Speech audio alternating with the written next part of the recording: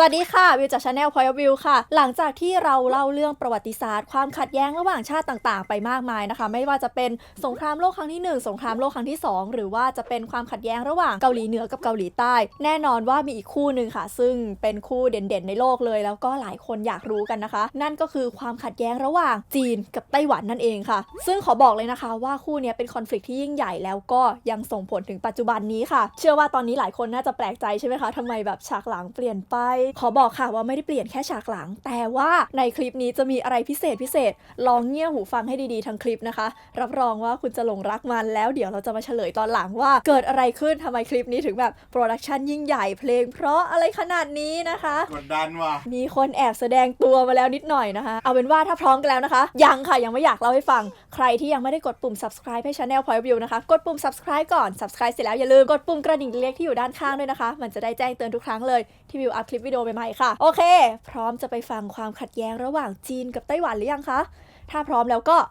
็ไปฟังกันเลยค่ะถ้าสมมติว่าเราจะพูดถึงความขัดแย้งระหว่างจีนกับไต้หวันนะคะเราจะต้องพูดย้อนกลับไปค่ะไกลถึงช่วงที่มีการปฏิวัติล้มล้างราชวงศ์ชิงนะคะในช่วงประมาณปี 1911 ค่ะตอนนั้นเนี่ยช่วงท้ายๆราชวงศ์ชิงเราน่าจะพอรู้กันว่ามันมีเรื่องซูสีไทเฮามีเรื่องนู่นเรื่องนี่เป็นช่วงที่จีนเนี่ยปกครองด้วยราชวงศ์มาอย่างยาวนานแล้วใช่ไหมคะทีนี้เนี่ยหลังจากปกครองมายาวนานความเสื่อมมันก็เริ่มเข้ามาค่ะอิทธิพลต่างชาติต่างๆเริ่มเข้ามาพวกอังกฤษเริ่มอะไรเข้ามาแล้วก็บังคับให้จีนเปิดประเทศนู่นนี่นั่นซึ่งด้วยความที่เป็นระบอบปกครองแบบเก่านะคะราชวงศ์ชิงนี่ก็ปรับตัวไม่ค่อยทันเท่าไหร่ค่ะดังนั้นนะคะประชาชนในต้าชิงตอนนั้นยังเป็นต้าชิงอยู่ยังไม่ใช่ประเทศจีนเนาะก็เริ่มลุกฮือกันขึ้นมาเริ่มแบบว่ารู้สึกไม่พอใจราชวงศ์กระแสในโลกเริ่มมีประชาธิปไตยกระแสในโลกเริ่มล้มล้างราชวงศ์ของตัวเองต่างๆนานาดังนั้นจีนก็เช่นกันค่ะมีบุคคลสำคัญคนนึงเกิดขึ้นมาคนนั้นนะคะชื่อว่าดรซุนยัตเซนดรซุนยัตเซนนี่ก็มีแนวคิดขึ้นมาว่าแบบฉันอยากจะเปลี่ยนแปลงการปกครองของประเทศจีนเอาราชวงศ์ลงแล้วก็ตั้งสาธารณรัฐจีนขึ้นมาย้ำอีกครั้งสาธารณรัฐจีนไม่ใช่สาธารณรัฐประชาชนจีนเหมือนทุกวันนี้นะคะคือดรซุนยัตเซนเนี่ยเขามีแนวคิดว่าจะต้องกำจัดแมนจูแล้วก็ฟื้นฟูจีนขึ้นมาอีกครั้งหนึ่งอย่างจีนที่เราดูหนังจีนกันแล้วแบบเก่าๆโบราณเลยที่แบบว่าใส่ชุดอย่างเงี้ยพาดไปพาดมาอันนั้นอ่ะเขาเรียกว่าพวกชนชาติฮั่นก็จะมีแบบราชวงศ์ฮั่นซองอะไรประมาณนี้ส่วนแมนจูคือพวกที่โกนหัวครึ่งหัวแล้วก็ไว้เปียยาวๆอันนี้คือเป็นอีกชนชาติหนึ่งซึ่งเข้ามาในยุคราชวงศ์ชิงใช่ไหมแล้วก็เข้ามาปกครองชาวฮั่นกดชาวฮั่นอะไรอย่างงี้เขาก็เลยปลุกกระแสชาตินิยมขึ้นมาแล้วก็บอกว่าฉันจะขับไล่แมนจูออกไปชาวฮั่นที่แท้จริงต้องกลับมาปกครองประเทศอีกครั้งหนึ่งหลังจากนั้นค่ะดรซุนยัตเซนก็พยายามดำเนินการต่างๆมากมายมีการเดินประท้วงมีการก่อความวุ่นวายตรงนั้นตรงนี้ไปมาจนสุดท้ายนะคะฝั่งราชวงศ์ชิงก็พยายามแก้เกมโดยการตั้งนายทหารขึ้นมาคนหนึ่งชื่อว่าหยวนซือไข่หยวนซือไข่นี่ก็เป็นเหมือนแบบผู้แทนพระองค์ของราชวงศ์จีนอะไรเงี้ยเพื่อขึ้นมาปราบปรามผู้ปฏิวัติอะไรประมาณนี้ฝั่งหยวนซือไข่นะคะก็แอบไปตกลงกับพวกฝั่งปฏิวัติเหมือนกันประมาณว่าพยายามจะดีลฉันจะยอมแกก็ได้นะฉันจะช่วยล้มล้างราชวงศ์ชิงถ้าสมมติว่าแกยอมให้ฉันเป็นประธานาธิบดีคนแรกของจีนซึ่งแน่นอนว่าฝั่งปฏิวัติก็แบบทำไมฉันต้องให้อำนาจแกด้วยอ่ะคือฉันก็จะล้มล้างมาเพื่อเอาอำนาจไว้เองเพื่อล้มล้างกลุ่มอำนาจเก่าอะไรประมาณนี้แล้วทำไมฉันถึงจะต้องแบบยอมให้แกเป็นประธานาธิบดีด้วยดังนั้น2ฝั่งก็ตกลงกันไม่ได้ค่ะมันก็เลยเหมือนกับว่ามี2ฝั่งเนี่ยคานอำนาจกันอยู่ฝั่งดรซุนยัตเซนกลุ่มก็ใหญ่ขึ้นเรื่อยๆฝั่งหยวนซือไข่ก็ยังคุมอำนาจกลางของจีนอยู่ใช่ไหมโดยที่ฝั่งมหาอำนาจข้างนอกเนี่ยนะคะก็พยายามจะสนับสนุนหยวนซือไข่ต่างๆนานาเหมือนทุกคนมองว่าดรซุนยัตเซนเนี่ยเป็นแค่กองกำลังประชาชนน่ะนึกออกป่ะยังไงเขาก็ต้องสนับสนุนคนที่ได้อำนาจอย่างถูกต้องมากกว่านะคะซึ่งในที่สุดแล้วด้วยความกดดันต่างๆด้านการเมืองในช่วงนั้นสุดท้ายนะคะฝั่งราชวงศ์ชิงก็เลยประกาศสละราชสมบัติค่ะแล้วก็นำจีนเข้าสู่ยุคประชาธิปไตยในที่สุดซึ่งตอนนั้นแน่นอนนะคะว่าหยวนซือไข่ก็โดนแต่งตั้งขึ้นมาเป็นประธานาธิบดีคนแรกของจีนค่ะหลังจากที่ราชวงศ์ลงหยวนซือไข่ขึ้นดรซุนยัตเซนที่เดิมเนี่ยตั้งฐานอำนาจของตัวเองเหมือนกึ่งจะตั้งตัวเองเป็นประธานาธิบดีที่บริเวณเมืองนานกิงเนี่ยก็เลยเหมือนกับยอมลงจากอำนาจแล้วก็จะให้หยวนซือไข่เนี่ยได้อำนาจไปทั้งหมดค่ะหลังจากนั้นไม่นานนะคะหยวนซือไข่ก็เริ่มไล่ปราบปรามคนอื่นๆที่ไม่เห็นด้วยกับตัวเองไปเรื่อยๆไล่ปราบนู่นปราบนี่ปรา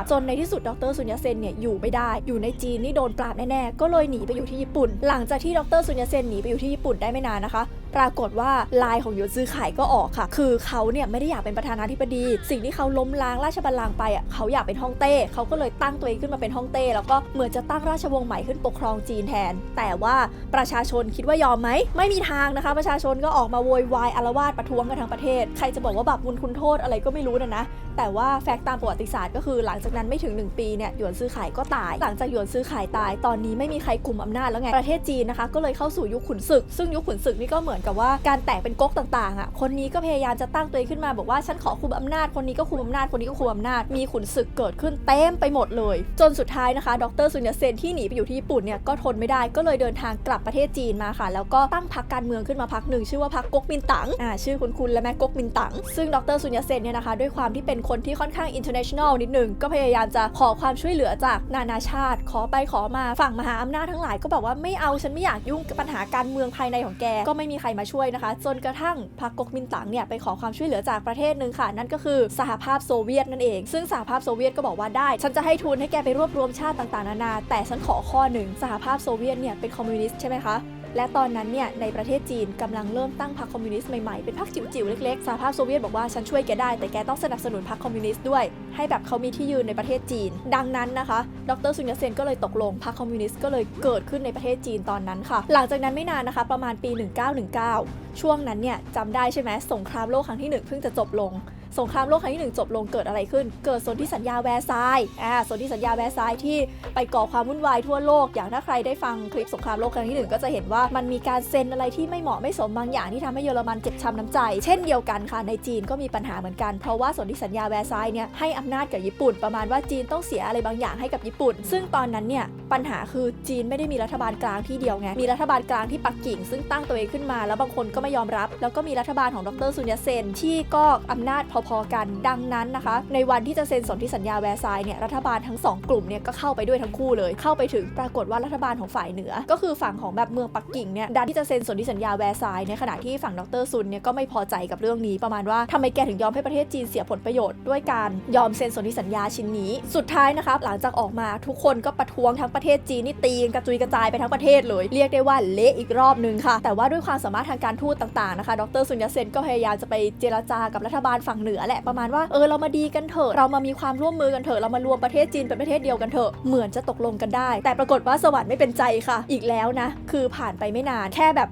4-5 ปีดรซุนยัตเซนก็ตายซะอย่างนั้นพอคนที่เป็นคนตกลงคนที่อีกฝ่ายหนึ่งเชื่อถือตายไปข้อตกลงทั้งหมดเป็นโมฆะซะอย่างนั้นเลยซึ่งการตายของดรซุนยัตเซนนะคะทำให้พรรคก๊กมินตั๋งเนี่ยแตกก็เป็น2กลุ่มด้วยกันกลุ่มแรกเนี่ยไปตั้งตัวอยู่ที่เมืองวู่หานก็ไม่ได้สำคัญอะไรเท่าไหร่แต่กลุ่มที่2เนี่ยค่ะจะเป็นกลุ่มที่สำคัญคือเป็นกลุ่มที่ไปตั้งอยู่ที่นานกิงแล้วก็มีหัวหน้าก็คือเจียงไคเชกนั่นเองจำชื่อเจียงไคเชกไว้ให้ดีนะคะเดี๋ยวเขาจะเป็นคนสำคัญที่เราจะพูดถึงหลังจากนี้ไปค่ะหลังจากแตกกันออกมาไม่นานนะคะเจียงไคเชกก็เริ่มดำเนินแผนการทูตของตัวเองโดยการออกไปล็อบบี้กลุ่มขุนศึกต่างๆนานาโดยการบอกว่าทุกคนเรามาดีกันเถอะนะถ้าเกิดแกนะยอมให้ฉันเป็นลูกพี่นะเดี๋ยวฉันก็จะยอมแบ่งอำนาจให้แกด้วยเนี่ยเราก็วินวินกันทั้ง2ฝั่งให้ฉันเป็นรัฐบาลเถอะแล้วที่แกปกครองอยู่ฉันจะไม่แตะนึกสภาพระหว่างทะเลาะกันโดนตีแตกแล้วเสียหายแพ้ไปเลยกับยอมตั้งแต่แรกได้ปกครองเหมือนเดิมแค่ต้องยอมรับว่าเจียงไคเชกเป็นลูกพี่ทุกคนก็ตกลงตามนั้นค่ะดังนั้นนะคะเจียงไคเชกก็เลยเหมือนจะกึ่งรวมประเทศจีนได้รวมไปถึงพรรคคอมมิวนิสต์ด้วยตอนนั้นเนี่ยคนที่ปกครองเป็นหลักอยู่เนี่ยนะคะก็ยอมโอนอ่อนผ่อนตามเจียงไคเชกแล้วก็มาเข้ากับเจียงไคเชกเหมือนกันซึ่งทำให้คนที่มีอุดมการณ์คอมมิวนิสต์ทั้งหลายที่เหลือเนี่ย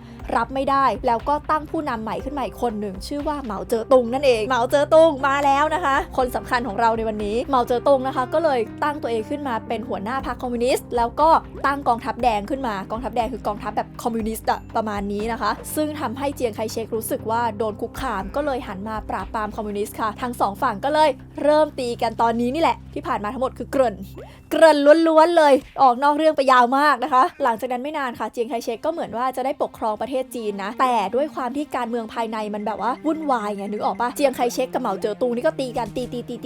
ีไปตีมาเมื่อคนในประเทศตีกันคิดว่าคนภายนอกจะทำยังไงคะญี่ปุ่นเห็นการเมืองในประเทศจีนกำลังอ่อนแอประกอบกับตอนนั้นช่วงก่อนสงครามโลกครั้งที่2ใช่ไหมคะญี่ปุ่นกำลังเหลิงได้ที่กำลังรู้สึกว่าแบบฉันมีกำลังทหารใหญ่โตมากมายดังนั้นญี่ปุ่นก็เลยตัดสินใจบุกจีนตอนนั้นเลยพอญี่ปุ่นบุกจีนมาเนี่ยนะคะภายในประเทศจีนเกิดอะไรขึ้นคนก็พยายามจะบอกกันว่า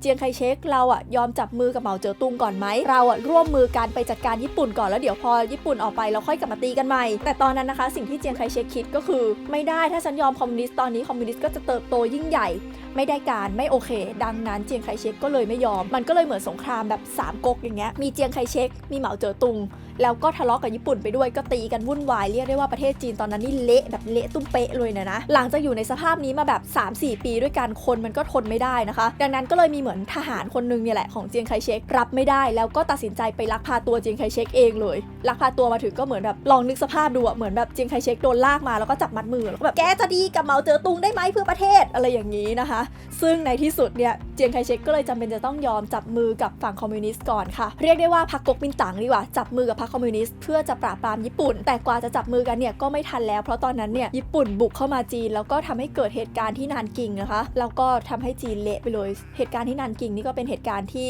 ญี่ปุ่นบุกเข้ามาแล้วก็แบบฆ่าพลเรือนจีนอะไรเละตุ้มเป๊ะซึ่งไม่ขอเล่าในคลิปนี้นะเพราะว่าเป็นเรื่องโหดร้ายมากแล้วก็ถ้าจะต้องเล่าจริงๆน่าจะต้องเล่าเป็นอีก1คลิปเลยที่แบบยาวมากนะคะหลังจากเหตุการณ์ที่นานกิงประมาณ5ปีค่ะปรากฏว่าสงครามโลกครั้งที่2ก็จบลงเพราะว่าญี่ปุ่นไปทิ้งระเบิดที่เพิร์ลฮาร์เบอร์อะไรต่างๆใช่ไหมคะแล้วก็ทำให้ญี่ปุ่นจะต้องยอมแพ้สงครามไปเหตุการณ์ที่ญี่ปุ่นยอมแพ้สงครามโลกครั้งที่2ส่งผลกระทบอะไรต่อจีนสิ่งที่ส่งผลกระทบก็คือดินแดนต่างๆที่ญี่ปุ่นยึดไปจากจีนเนี่ยญี่ปุ่นจำเป็นจะต้องคืนให้จีนทั้งหมดรวมถึงเกาะสำคัญเกาะหนึ่งด้วยค่ะนั่นก็คือเกาะไต้หวันซึ่งเดิมเนี่ยเกาะไต้หวันเป็นเหมือนอาณานิคมของจีนมาตั้งแต่สมัยราชวงศ์ชิงสมัยราชวงศ์อะไรแล้วแหละแต่ว่าโดนญี่ปุ่นยึดไปในช่วงที่กำลังนัวกันอยู่นะคะตอนนี้เกาะไต้หวันกลับมาเป็นของจีนแล้วและการสิ้นสุดสงครามโลกครั้งที่2เนี่ยส่งผลอีกอย่างหนึ่งค่ะก็คือไม่มีญี่ปุ่นแล้วไงพอไม่มีญี่ปุ่นแล้วเนี่ยไม่มีศัตรูจากภายนอกเกิดอะไรขึ้นคะจีนกลับมาตีกันเองต่อระหว่างพรรคก๊กมินตั๋งกับพรรคคอมมิวนิสต์ก็กลับมาตีกันสะเละตุ้มเป๊ะเลยโดยที่มีฝั่งสหภาพโซเวียตนะคะคอยหนุนหลังฝั่งคอมมิวนิสต์ส่วนฝั่งประชาธิปไตยอย่างฝั่งเจียงไคเชกเนี่ยก็มีอเมริกาหนุนหลังเรียกได้ว่าเริ่มเข้าสู่ยุคสงครามเย็นแล้วนะคะสงครามเย็นคือสงครามที่เป็นการต่อสู้กันระหว่างฝั่งคอมมิวนิสต์กับโลกเสรีใช่ไหมคะซึ่งถ้าเดี๋ยวอยากฟังเรื่องสงครามเย็นเดี๋ยวจะไปเล่าอย่างละเอียดยิบอีกคลิปหนึ่งแยกออกไปค่ะจนสุดท้ายนะคะในปี1949เนี่ยรัฐบาลเจียงไคเชกก็เหมือนกับว่าแบบฉันต้านไม่ไหวแล้วจ้ายอมแพ้แล้วจ้าไม่สู้แล้วจ้าดังนั้นเจียงไคเชกซึ่งตั้งตัวเองเป็นรัฐบาลอยู่เนี่ยก็เลยตัดสินใจหอบผ้าหอบผ่อนหอบทุกคนนะคะลงเรือแล้วก็หนีไปที่ไต้หวันค่ะไปตั้งเหมือนกับรัฐบาลพัดถิ่นอยู่ที่ไต้หวันดังนั้นนะคะสงครามกลางเมืองจีนก็เลยจบลงแต่เอาจริงๆแล้วเนี่ยสองฝั่งนี้ไม่เคยเซ็นสัญญาสงบศึกกันเลยนะถ้าจะรบกันก็ยังพร้อมรบกันได้ทุกเมื่อจนถึงปัจจุบันนี้นะคะซึ่งทั้งสองฝั่งเนี่ยก็รู้สึกว่าตัวเองเป็นรัฐบาลทั้งคู่เลยคือฝั่งเจียงไคเชกก็บอกว่าใช่สิฉันเป็นรัฐบาลของ Republic of China หรือว่าสาธารณรัฐจีนส่วนฝั่งเหมาเจ๋อตุงซึ่งปกครองอยู่ที่ปักกิ่งก็บอกว่าไม่จริงฉันก็เป็นรัฐบาลจีนเหมือนกันฉันเป็นรัฐบาลของ People Republic of China หรือว่าสาธารณรัฐประชาชนจีนก็เรียกได้ว่ามีอำนาจกันทั้งสองฝั่งแต่ว่าในเวลานั้นเนี่ยเวทีโลกทั้งหลายยังรู้สึกว่าไต้หวันเนี่ยเป็นรัฐบาลที่ถูกต้องมากกว่าใช่ไหมเพราะว่าอยู่ดีๆเหมาเจ๋อตุงก็มาแบบเหมือนปฏิวัติล้มล้างอะไรไปนะคะจากปี1949ค่ะเวลาก็ผ่านมาเรื่อยๆโลกของเราเนี่ยก็เริ่มมองรัฐบาลจีนเปลี่ยนไปเรื่อยๆจากเดิมที่ทุกคนเทไปทางไต้หวันเห็นว่าไต้หวันเป็นรัฐบาลที่ถูกต้องถ้าจะมีสถานทูตถ้าจะเชิญอีเวนต์อะไรที่บอกว่าจะเชิญประมุขสูงสุดของจีนก็จะเชิญไต้หวันหลังๆเนี่ยคนก็เริ่มเปลี่ยนไปเรื่อยๆเริ่มหันมาเห็นว่าจริงๆแล้วฝั่งเหมาเจ๋อตุงที่ปกครองจีนอยู่เนี่ยอาจจะเป็นรัฐบาลที่ถูกต้องมากกว่าหรือเปล่านะถ้าเราจะตั้งสถานทูตเราต้องไปเชิญฝั่งเหมาเจ๋อตุงหรือเปล่านะอะไรอย่างนี้ก็ค่อยๆกลืนกันไปเรื่อยๆกลายเรื่อยๆนะคะจนกระทั่งในปี1971ค่ะใน UN เนี่ย United Nation ก็เริ่มมีเอกสารที่เขียนขึ้นมาว่า People Republic of China หรือว่าสาธารณรัฐประชาชนจีนที่มีคำว่าประชาชนเนี่ยเป็นรัฐบาลที่ถูกต้องของจีนนะคะซึ่งก็ทำให้ไต้หวันเนี่ยลดความสำคัญลงไปจนกระทั่งมาถึงปี1992นะคะก็เกิดเหตุการณ์สำคัญขึ้นอีกอย่างหนึ่งคือจีนกับไต้หวันเนี่ยอยู่ดีๆก็เกิดหันมาจับมือกันเพราะว่ามันมีเหตุการณ์อะไรบางอย่างเกิดขึ้นนะเป็นเหตุการณ์จี้เครื่องบินอะไรประมาณนี้แล้วรัฐบาล2ฝั่งก็ต้องร่วมมือกันเพื่อแก้ปัญหานี้ทำให้เหมือนกับเริ่มเกิดนโยบาย One China Policy ก็คือนโยบายที่แบบจะจับมือกันเราจะรวมเป็นประเทศเดียวกันเราจะกลับมาเป็นจีนที่ยิ่งใหญ่ร่วมกันเหมือนเดิมแต่ปรากฏว่าหลังจากนั้นไม่นานค่ะฝั่งไต้หวันที่พรรคก๊กมินตั๋งเนี่ยปกครองทั้งหมดก็เริ่มจัดการเลือกตั้งขึ้นแล้วก็เริ่มมีพรรคอื่นเนี่ยเริ่มชนะการเลือกตั้งบ้างอะไรบ้างขึ้นมาเป็นประธานาธิบดีแทนซึ่งพรรคอื่นๆเนี่ยเขาไม่ได้มาเห็นด้วยกับนโยบาย One China Policy ด้วยไงเขาก็รู้สึกว่าจริงๆไต้หวันก็แยกจากจีนมาตั้งนานแล้วนะเราก็มีพื้นที่ของเราก็มีรัฐบาลของเราก็มีวัฒนธรรมของเราที่บางอย่างก็ต่างจากจีนแผ่นดินใหญ่ที่โดนคอมมิวนิสต์ล้างไปนโยบาย One China Policy ก็เลยตกไปค่ะแล้วนี่ก็เป็นปัญหาคาราคาซังมาถึงทุกวันนี้นะคะที่เป็นปัญหาเกี่ยวกับจีนนี่แหละว่าสรุปแล้วใครคือจีนที่แท้จริง คือจะเป็นจีนแผ่นดินใหญ่ซึ่งเป็นสาธารณรัฐประชาชนจีนหรือว่าไต้หวันซึ่งจริงๆแล้วชื่ออย่างเป็นทางการของไต้หวันจนถึงทุกวันนี้นะก็คือ Republic of China หรือว่าสาธารณรัฐจีนอยู่ดีค่ะและทั้งหมดนี้นะคะก็คือความสัมพันธ์ระหว่างจีนกับไต้หวันที่ทุกคนถามมานั่นเองค่ะ ยาวมากเอาเป็นว่าถ้าใครชื่นชอบคลิปนี้นะคะอยากให้วิวมาเล่าเรื่องอะไรที่ทั้งสนุกแล้วก็มีสาระอีกก็อย่าลืมกดไลค์เป็นกำลังใจให้วิวแล้วก็กดแชร์เพื่อชวนเพื่อนๆมาดูด้วยกันค่ะแล้วพบกันใหม่โอกาสหน้านะคะบ๊ายบาย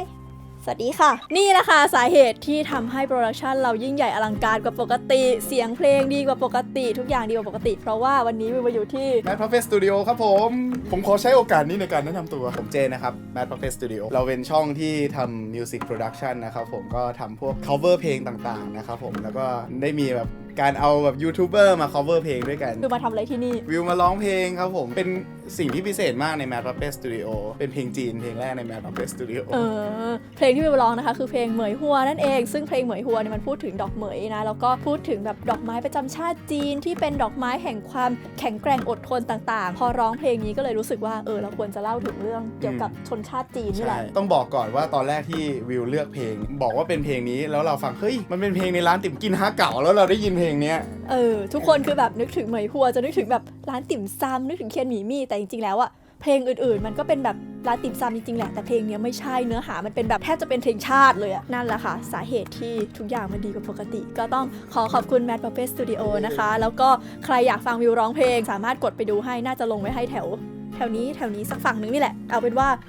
สักที่ในนี้นะคะแล้วก็คอมเมนต์กันเบาๆนะก็รู้กันอยู่ว่าร้องเพลงไม่เป็นนะจ๊ะ แต่ว่าด้วยฝีมือของแมทนะคะก็ทำให้ทุกอย่างมันดีขึ้นนะจ๊ะเย้วันนี้ก็ลาไปก่อนนะคะทุกคนบ๊ายบายสิงเจียยุ่ยสิงนี่หัวชัยไม่ใช่โอ้ สวัสดีค่ะสวัสดีครับใจเจียนใจเจียนเหล่าซื้อว่าพูดจริงไม่ชักอ่ะว่าเป็นคนไทยอ่ะ